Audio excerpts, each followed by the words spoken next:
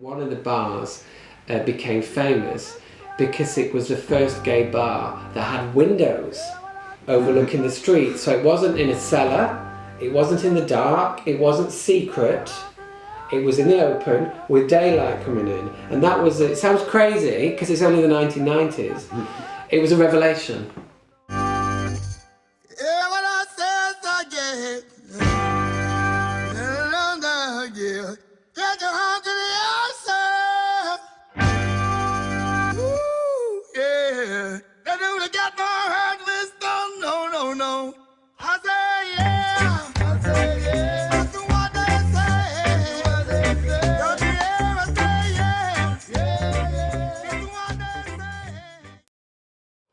You know, we're just finally getting the rights that we haven't had for so long, and now we've got those. It's about treating everybody equally, but also understanding the differences in where maybe we need to apportion particular and specific support around specific needs. Because if we look at the history of the community, there's a lot of disproportionate need in this community that hasn't been picked up by mainstream services, which is why we exist. And I think with any big city that you will encounter problems, whoever you are, wherever, I mean, in the nighttime economy, you know, in the bars, in the clubs, that just happens everywhere, of course. I think there's a danger with places like Canal Street and having a specific gay area that people can, we would say, be lulled into a false sense of security. So they feel safe here, but it's nighttime, it's in the middle of a city. So coming here, leaving here, not so safe. Because there are people who would not wish this community well. There are people who are looking for easy targets when it comes to hate crime or attacking people or robbing people. So it's always going to be an issue that I think that there is something to be said for the more visible you are, the more you have to take care. And I think that's the thing about, with rights come responsibilities.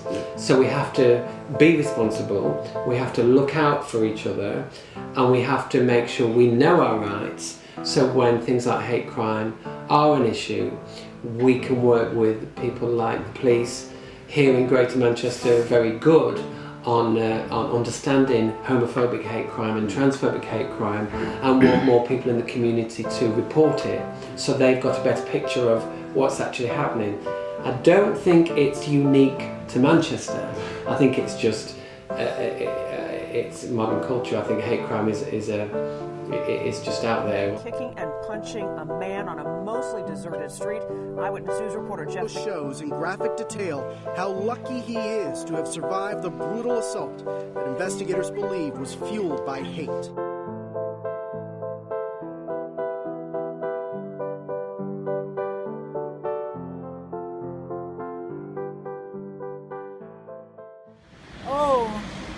I'm coming from a different background, but we don't know, in my culture, we don't know something like a lesbian or gay or something. But nowadays, we have many people, you know, talking about it.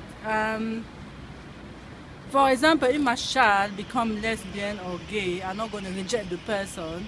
I would take the person, you know, as he are. And what again? But in our society, we live with that phenomenon. That means we don't need to, you know, to push back the person. We have to take the person as they are. Not fitting with society, so I think it's nice that there is an area.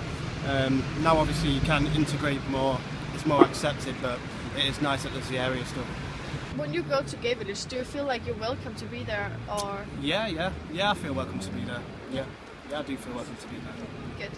How can we really complain about not being allowed to integrate into the rest of society if we aren't being integrating people into our community as well? So it's a balance. It's always a very fine balance of how to get that message out, to retain the identity without being showing any prejudice on our part of not allowing other people to come in, as long as they they are not, don't mean anybody any harm, and they're only here to have fun like everybody else. There shouldn't be anything wrong with it, but it is a difficult topic to get right. What, sorry? You're gay and lesbian. Yes, fine, of course. Be what you want to be. Yeah. Yeah, be what you want to be. No problem at all.